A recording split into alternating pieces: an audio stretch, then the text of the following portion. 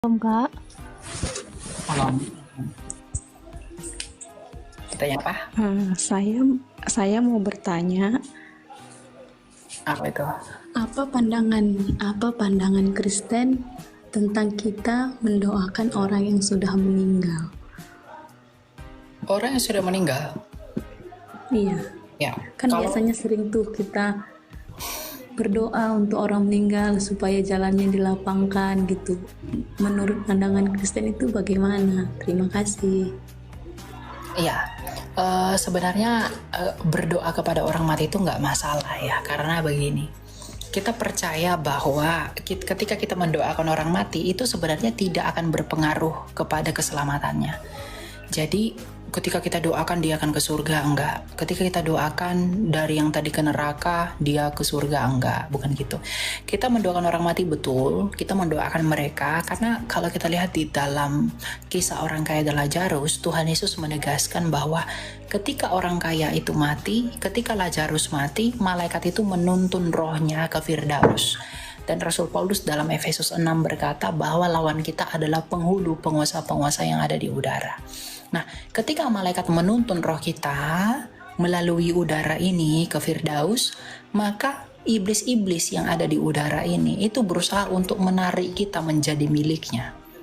Nah, kita berdoa kepada Tuhan agar Tuhan berbelas kasih kepada roh orang itu agar dituntun dengan selamat sampai ke Firdaus. Nah, jadi mendoakan orang mati itu salah nggak? Nggak salah. Karena mendoakan orang mati bukan untuk keselamatan jiwanya, tapi untuk apa? Cepatnya dia pergi ke Firdaus dalam tuntunan malaikat kudusnya Allah. Gitu. Berarti tapi kan nggak salah gitu kan Kak, kita mendoakan orang yang sudah meninggal gitu. Nggak apa-apa, nggak apa-apa.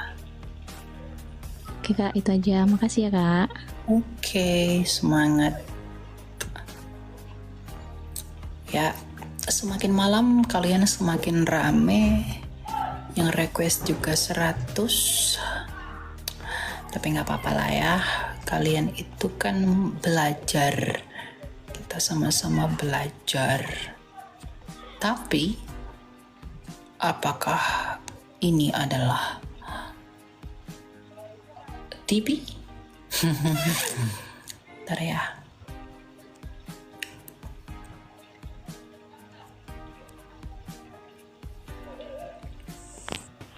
Silakan Luis. Malam. Ya, silakan. Shalom. Salam. Terdengar? Ya. Ya, Saya orang Manado soalnya adaku seperti ini. Ya Kak. Maaf ya Pak. Saya mau tanya tentang kan Dwi Natur itu kan dua apa ya? Satu pribadi, dua apa ya? Ya, Dwi Natur ya. Saya mau tanya tentang Dwi Natur sih Kak itu. Mungkin Kak mengerti tentang hal itu. Apa yang mau kamu tanya dari Dwi Natur? Kan Dwi Natur itu 100% Allah, 100% manusia kan? Ya. Yang Bukan 100% yang itu yang mungkin yang dan manusia. Iya. Sepenuhnya Allah, sepenuhnya manusia. Ya, jadi tentang Dwi Natur Kristus, satu pribadi dua kodrat. Jadi satu pribadi Kristus memiliki dua kodrat yang satu di dalam Kristus tidak terpisah tetapi tidak bercampur. Jadi kodrat ilahi dan kodrat kemanusiaan, kodrat ilahi dan kodrat insani Kristus itu bersatu di dalam satu pribadi Kristus tapi tanpa mengalami percampuran atau persilangan. Gitu, makanya ada momen di mana Tuhan Yesus berbicara dalam keadaannya sebagai manusia, ada dia berbicara ketika dia sebagai yang ilahi, gitu. nah, Itu iya ya? sih. Nah, pertanyaan kedua masih boleh Kak? Nah, kan yang menjadi pertanyaan kita itu kan orang orang-orang perjanjian lama itu kan Tuhan Yesus kan lahir di perjanjian baru kan Kak. Perjanjian baru otomatis yang dari perjanjian baru itu orang-orang yang mengenal Kristus yang mengenal dan mengetahui dan percaya itu kan yang apa ya, bisa dibilang diselamatkanlah ketika percaya dengan iman, ya kan? Dan pertanyaannya, bagaimana dengan orang-orang yang ada di perjanjian lama, yang dimana Kristus belum dilahirkan, ya kan? Itu sih. Mengerti maksudnya? Ngerti dong, masa Iya. nggak ngerti Iya, kau. jadi itu sih pertanyaannya, bagaimana dengan orang-orang yang di perjanjian lama yang apa ya, belum mengenal belum tahu tentang maksudnya tentang Kristus, maksudnya belum dilahirkan begitu kan. Di perjanjian lama kan tentang berbicara tentang aku, paling banyak aku dan kebanyakan kan begitu kan, kata-kata aku. Jadi Oke. itu sih yang aku tanya, bagaimana dengan orang-orang yang di perjanjian lama yang tidak Orang-orang yang di perjanjian lama, mereka beriman kepada Mesias yang akan datang. Ya, jadi ada orang-orang yang mendengarkan nubuatan mengenai Mesias yang akan datang, dan ketika mereka percaya kepada nubuatan itu, mereka akan diselamatkan ketika Yesus mati di kayu salib. Makanya dalam 1 Petrus 3 ayat 19, Rasul Petrus berkata, dalam roh ia juga pergi melakukan pemberitaan kepada roh-roh yang di penjara.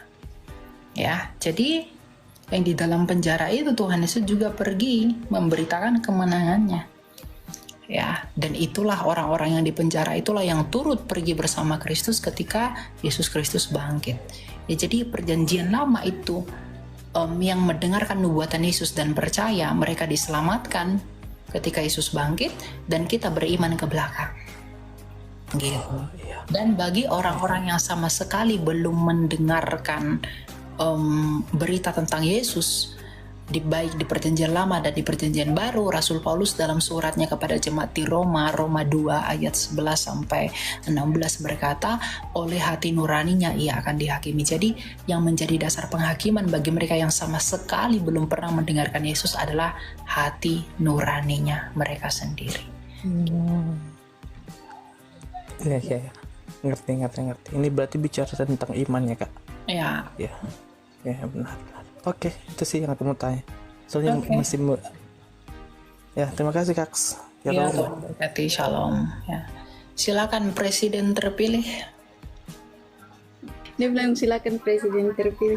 Ya, shalom, selamat malam Kak Elia. Shalom, Tuhan Yesus memberkati. Terima kasih, semenjak saya mengikuti live kakak, saya terasa terberkati. Tuhan Yesus memberkati kakak selalu. Kakak, ya, ini saya mau tanya terkait dengan bahasa roh, Kak. Karena saya sering terbangun di jam 3, jam 12, jam 5. Dan kalau saya berdoa, tiba-tiba saya memperkatakan bahasa roh. Saya mau tanya ke Kakak Elia, menurut Kak Elia, bahasa roh itu seperti, apakah itu bahasa roh itu bahasa yang kita, karena saya tidak mengerti, saya berdoa pun juga saya berkata-kata, saya tidak mengerti tentang artinya itu. Jadi menurut Kelia saya mau tanya bahasa rohnya, menurut Kelia itu seperti apa begitu? Kamu punya Alkitab di sana? Punya. Ya, coba buka 1 Korintus 14 ayat 13. 1 Korintus 4 ayat 13. 14 ayat 13. Oh, 1 Korintus 14 ayat 13. Korintus 13 ayat 15.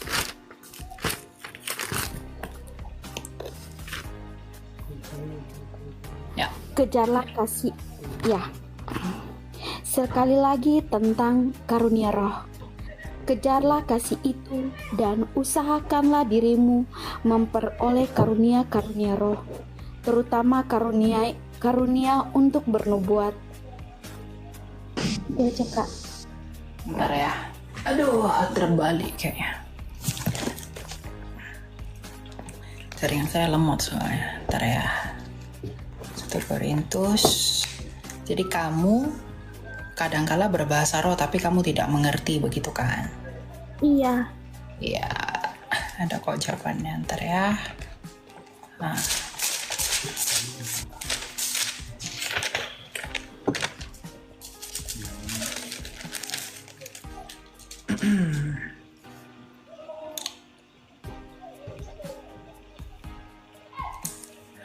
Korintus 14.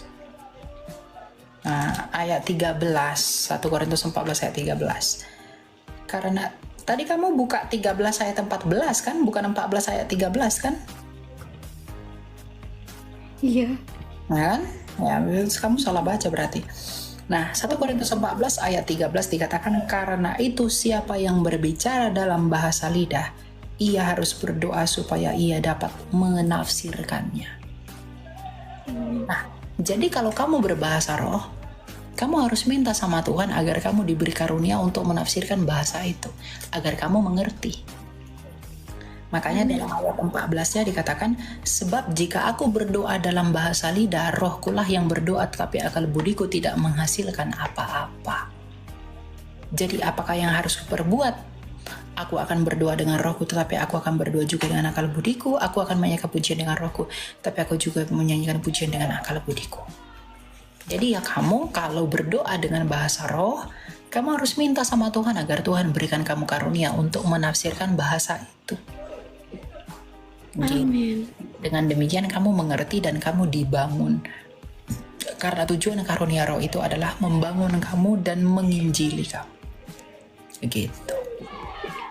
Amin. Itu ya. Iya, saya cuma nanya itu. Makasih ya Kak.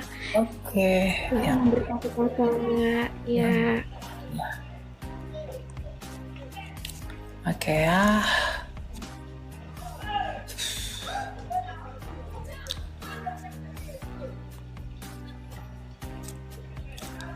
Banyak banget yang mau naik gini teman-teman. Jadi kita mungkin tidak sanggup ya dek ya untuk naikin semua.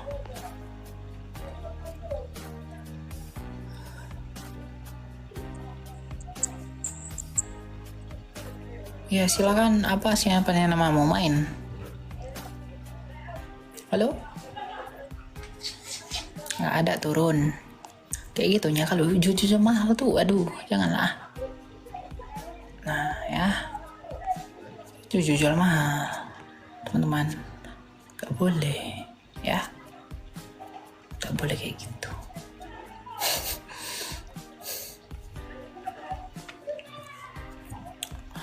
Mana ini oh ini siapa tadi yang minta-minta itu?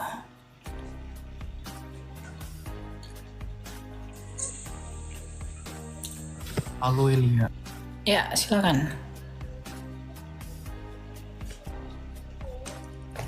Kamu tanya apa, brother? Jangan keluar dari aplikasi, kita tidak bisa dengar. Oh, gua ini kalau sekarang kedengaran nggak?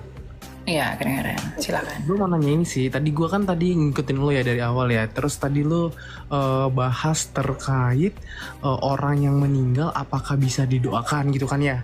Terus lo jawab tuh, lo bilang kalau ya sebenarnya nggak masalah gitu ya, nggak dosa juga, karena kan ibaratnya lo ketika meninggal nanti arwah lo kan akan dibawa lah gitu ke menuju Firdaus gitu ya, quote unquote gitu kan ya. Tapi nanti mungkin dalam hal lo berdoa nanti lo akan mendoakan agar perjalanannya gitu kan ya, jadi lo bicara perjalanannya sampai lah gitu kan ya. Betul. Nah, yang jadi pertanyaan gue sebenarnya apakah itu penting gitu loh? Karena kan basically kalau misalkan lu udah meninggal, artinya kan nggak ada lagi tuh. Maksudnya keselamatan lu tuh udah jelas lah. Either lu mau diselamatkan atau lu akan dibinasakan gitu kan ya. Nah, maksud gue esensi lu mendoakan agar di perjalanan lu itu quote unquote bisa mencapai Firdaus itu apa ya? So itu gue sedang penasaran sih. Ya, kamu harus jadi penting atau tidak penting gitu loh, El? Bukan tidak penting, karena dosamu dan perbuatan baikmu itu akan mengikutimu ketika kamu mati. Jadi kita mendoakan kamu agar kamu tidak dituntut iblis lebih banyak, dan kamu bisa melaluinya dengan baik, dituntun oleh malaikat ke Firdaus. Jadi itu tidak akan berpengaruh kepada keselamatanmu, karena pada akhirnya kamu akan ke Firdaus. Tapi cepat atau lambatnya itu penting. Ada yang lama, ada yang cepat. Kalau dia pelayanannya banyak, berbuat baiknya banyak, iblis itu akan sedikit menuntut dia. Tapi kalau dosanya banyak, ya, iblis itu akan menuntut dia banyak, maka dia lama ke Firdaus. Makanya Alkitab mengatakan Tuhan Yesus itu akan datang seperti api. Dia akan membakar orang, ada yang seperti emas, ada yang seperti perak, ada yang seperti kayu. Nah, itulah pemurnian itu. Nah, ketika orang mati, rohnya itu akan dituntun malaikat ke Firdaus, tetapi penguasa di udara dalam Efesus 6 itu juga akan menuntut kita atas dosa kita. Nah, kita berdoa kepada Tuhan agar Tuhan di dalam kasih-Nya, belas kasih-Nya, berbelas kasihan kepada orang yang didoakan itu, agar Dia menuntun dengan segera mengalahkan roh-roh jahat yang ada di udara. Berarti kalau gue nggak tahu ya, maksudnya correct me if I'm wrong gitu ya. Berarti kalau once lu meninggal gitu ya, berarti itu ini ya, maksudnya ada masa dimana itu penantian gitu, maksudnya nggak langsung gitu loh. Enggak langsung. Maksudnya kayak lu perlu dimurnikan dulu. Nah, dimurnikan itu bukan dimurnikan. Jadi? Rohmu perlu berjalan menuju Firdaus.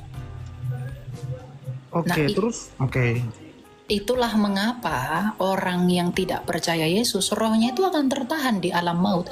Karena iblis itu akan menuntut dia akan dosanya. Dia nggak punya pembela, jadi nggak bisa ke Firdaus. Tertahan dia di alam maut itu. Dosa-dosanya buat dia tertahan karena dituntut oleh iblis. Nah, orang yang percaya Yesus, dia punya malaikat yang menuntun dia ke Firdaus. Gitu.